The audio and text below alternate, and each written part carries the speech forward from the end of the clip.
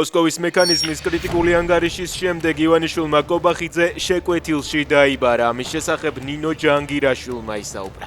ჟურნალისტის ინფორმაციით კობახიძე და მისი გუნდი დიდი ხნის განმავლობაში ატყუებდა ივანიშვილს, რომ ეუთოსთან მუშაობდნენ და დასკვნაში კრიტიკულს ვერაფერს დაწერდნენ. წყალტუბოს მუნიციპალიტეტის სოფელ ოფურჩხეთში საავტომობილო გზას ბზარები გაუჩნდა, რაც უკავშირდება ნაპრალების გაჩენა ჯერჯერობით უცნობია.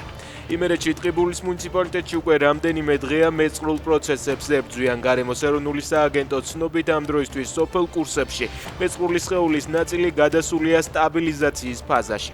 მდინარე წყალწითელას მარცხენა ფერდობზე კი, რომელიც საავტომობილო გზის მონაკვეთს ემთხვევა, დინამიკა კვლავ ფიქსირდება. ირანს სურს შეთანხმება, მაგრამ მე არ მინდა მისი დადება, რადგან პირობები ჯერ საკმარისად კარგი არ არის, განაცხადა ტრამპმა ABC-სთან ინტერვიუში. ამერიკის პრეზიდენტმა არ დააკონკრეტა, რა მოთხოვნები აქვს შტატებს, თუმცა აღნიშნა, რომ ერთ-ერთი აუცილებელი პირობა ირანის მიერ ბირთვულ ამბიციებზე უარის თქმა უნდა იყოს.